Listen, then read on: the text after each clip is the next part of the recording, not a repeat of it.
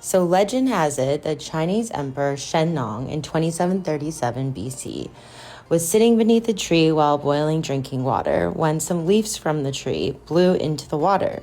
He decided to try the infusion that he had accidentally created and thus created Chinese herbology, which is compiled of over 365 single herb applications and many more formulas, and over 11,000 single herbs are recorded in the history of Chinese pharmacopoeia.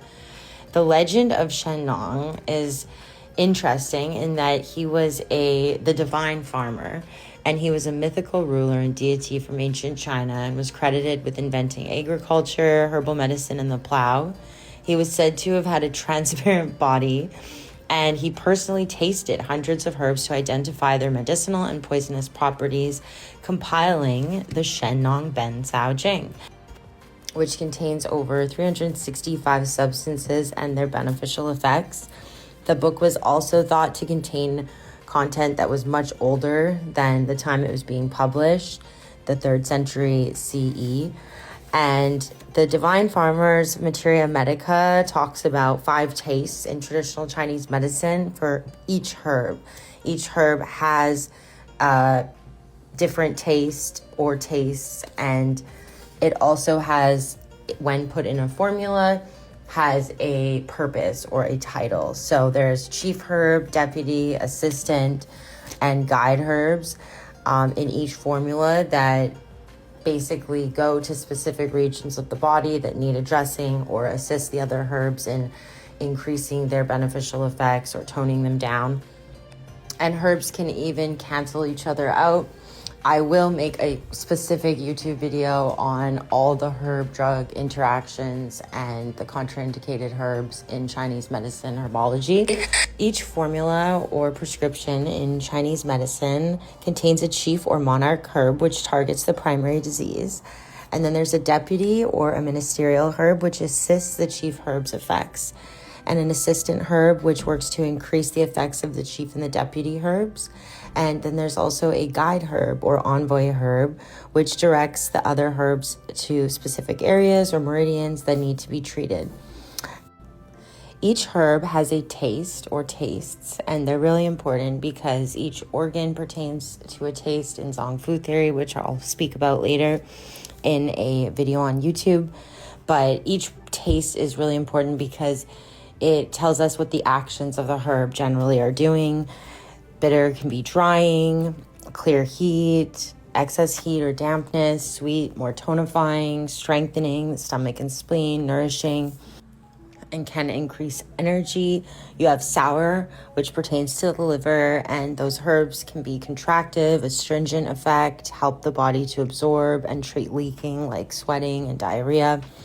You have pungent and acrid herbs that are dispersive in nature, moving, promoting the circulation of qi and blood, and they pertain to the lung. And then lastly, salty herbs, which are moistening and softening, and they treat hard masses and phlegm and pertain to the kidney. Important thing to note is that the taste of the herb, just because, herb that's bitter is pertaining to the heart, and so that means, bitter is good for the heart.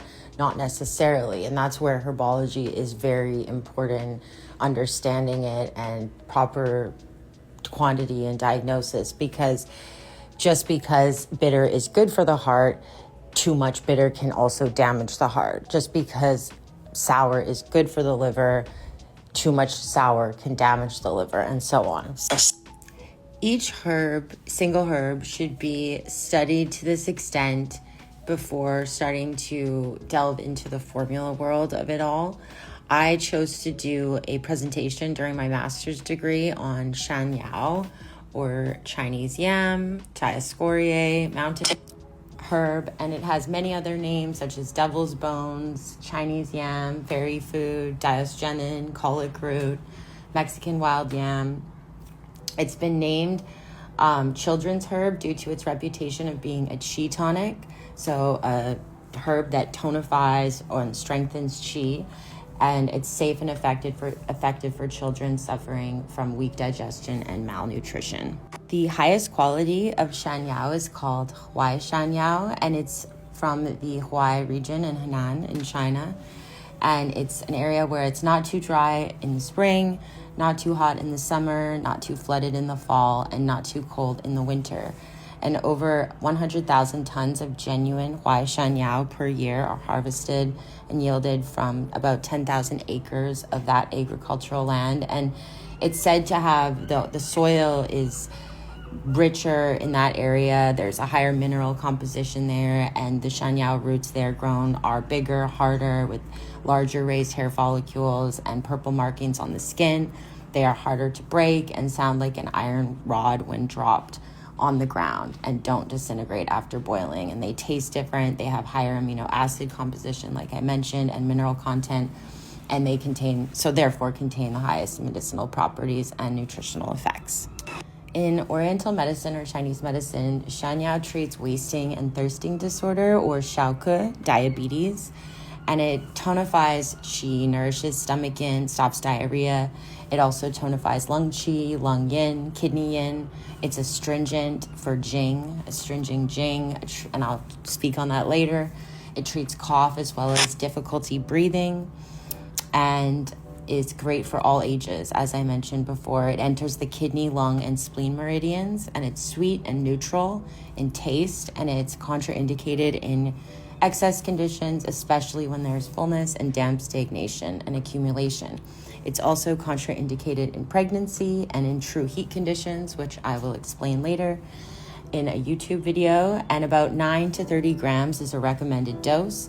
A large dose is about 60 to 240 grams, and over 250 grams is used for diabetic patients with type 2 diabetes mellitus, and that should be taken with caution when taking insulin or other drugs, sulfonylureas that person may be taking for their type 2 diabetes.